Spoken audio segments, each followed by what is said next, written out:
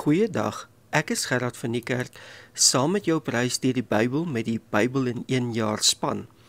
Vandag het ons die voorreg om Lukas 22 vers 24 tot 34 te lees. En hier sien ons 'n gesprek wat tussen Jesus en sy disippels plaasvind net na die instelling van die nagmaal, maar net voor die kruisiging van Jesus Christus, voor hulle na die tuin van Getsemane toe gaan en hy in arrest geneem word en die kruisiging dan volg.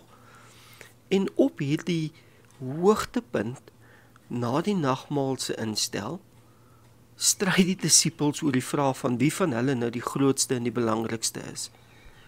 Ek verstom my oor Jesus wat opnuut geduldig, met lankmoedigheid, hulle leer dat ware grootheid in God se koninkryk word gemeet aan nederigheid en diensbaarheid, en nie aan mag of status nie.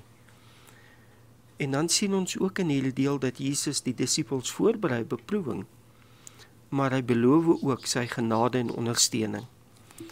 Kom, ek wil graag 'n paar gedagtes rondom die gedeelte deel. In verse 24 tot 27 sien ons dat die disippels nou stry oor wie die grootste is, en hulle dink natuurlik aan mag, invloed, posisie, status, en Jesus keer dit om. Daardie argument draai onderste bo en sê dat die grootste moet dien soos die kleinste, en 'n leier moet wees soos 'n dienaar.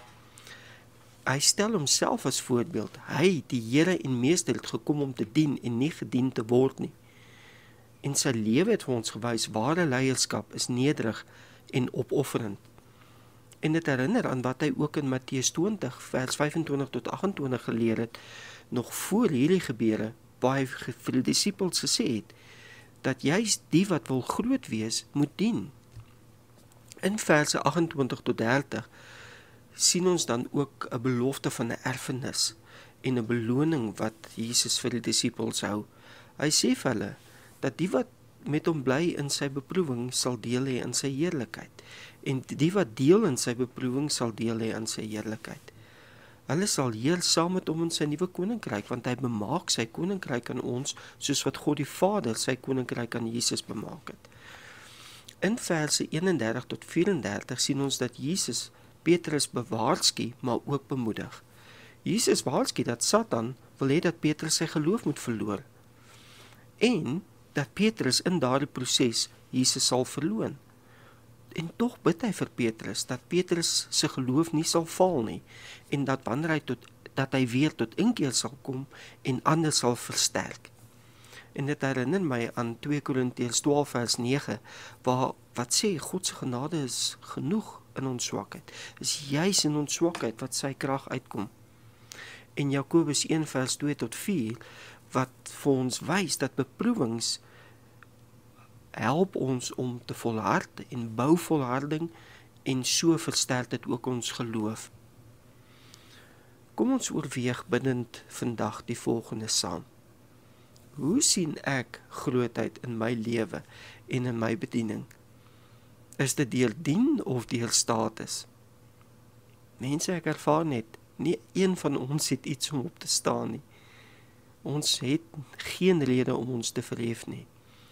Tweedens, kom ons dink, waar ervaar ek en jy beproewings wat ons geloof toets en ons help om te groei? En wanneer ons in daardie beproewings is, vertrou ek en jy op Jesus se genade? En dan die laaste vraag wat ek wil vra, wat ons bidtend moet oordink vandag, is ek en jy bereid om ander te dien, selfs al beteken dit om kleiner te wees en geen status te dra nie, maar net te dien, al is dit om 'n koppie te was, al is dit om 'n koppie koffie aan te gee, 'n glas water, 'n bottel water, 'n stil gebed, sonder dat die persoon eers daarvan weet. Groete en seënwense vir jou dag.